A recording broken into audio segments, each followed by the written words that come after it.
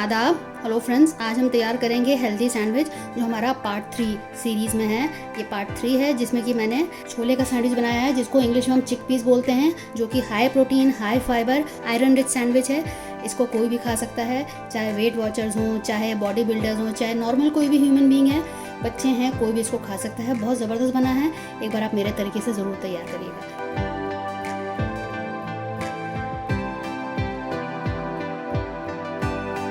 हमारा third part में जो हम बना रहे हैं सैंडविच, वो भी चिक पीस का, जिनको हम छोले बोलते हैं, इनसे बना रहे हैं। इनको इंग्लिश में चिक पीस गर्बांजो बीन्स बोला जाता है। इसके जो बाकी इंग्रेडिएंट्स मैं दिखा देती हूँ। एक टमाटर को चॉप कर लिया है, अंडे जैसा है, प्याज अंडे जैसी है, हरा धनिया पुदीना आप ले लीजिए।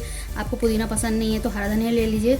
हरी मिर्च ले लीजिए। हरी मिर्च को मैंने बारीक किया है। हरी मिर्च मैं क्यों लेती हूँ, क्योंकि इससे जो है इसमें विटामिन सी काफ़ी पाया जाता है। दूसरी ये, कोई भी हम स्पाइस लेते हैं तो उससे मेटाबॉलिज्म हमारा हाई रहता है, और मेटाबॉलिज्म हाई रहेगा तो हमारी सेहत ठीक रहेगी, हमारा खाना अच्छे से पचेगा और हमारी जो बीमारियां हैं वो नहीं लगेंगी, और वेट भी कंट्रोल में रहेगा। काली मिर्च हो गई, भुना हुआ ज़ीरा हो गया, नमक मैंने इसको उबालते हुए डाल दिया था। और हरी चटनी मैंने ली है, इसका वीडियो मेरे चैनल पे पड़ा हुआ। अब मैं इसमें देखिए तेल डाल के रखे रहती हूँ। ये तेल है जिससे कि हमारी चटनी बिल्कुल ख़राब नहीं होती है, कई दिनों तक चल जाती है। और हम ब्रेड का इस्तेमाल करेंगे। छोटा सा बिल्कुल पीस नींबू का है, बहुत छोटा नींबू था तो उसका भी आधे से भी कम मैंने लिया है। तो सबसे पहले हम क्या करेंगे, इनको क्रश करेंगे।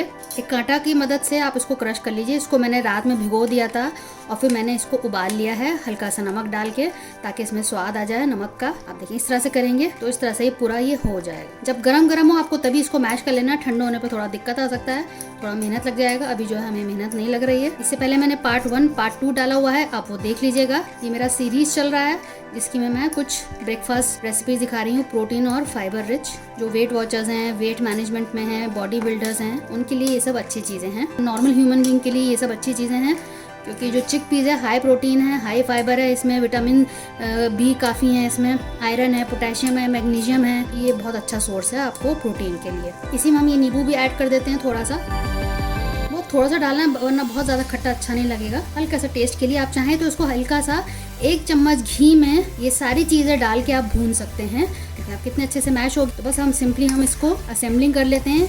आप इसमें ब्राउन ब्रेड ले लें या होल व्हीट की ब्रेड ले लें, या आप घर में ब्रेड बना लें। घर में ही बहुत आसानी से ब्रेड तैयार हो जाता है। अगर आप कहेंगे तो मैं आपको ब्रेड की भी रेसिपी डाल दूंगी, आप कमेंट्स में लिखिएगा। अब इसकी असेंबलिंग कर लेते हैं। चीज़ का हम इस्तेमाल करेंगे, चीज़ स्लाइस का, वो भी फ्रिज में मैंने निकाला नहीं है। इसके हम किनारे नहीं काटेंगे, आप चाहें तो काट लें। जो बटर नाइफ है उससे हम इसमें लगा लेंगे।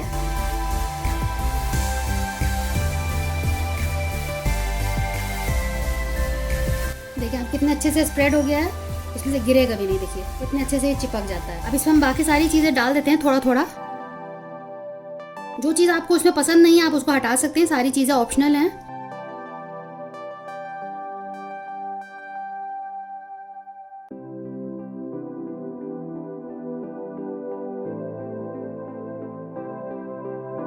काली मिर्च और भुना हुआ जीरा मैंने छिड़का है।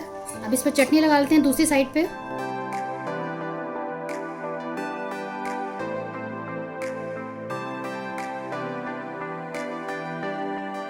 अगर आपको बच्चों को देना है तो आप इसमें केचप भी लगा सकते हैं, हॉट चिली सॉस लगा लें, जो आपको पसंद हो आप वो लगा सकते हैं। इसलिए मैंने ये लगा दिया है, मैं सिंपली इस पर रख देती हूँ। आप इसको पैन में सेक सकते हैं या ग्रिलर पे कर सकते हैं, तो मैं इसको ग्रिलर पे कर लेती हूँ। हल्का सा हम इस पर घी लगा ले रहे हैं। आप बटर लगा लें, घी लगा लें।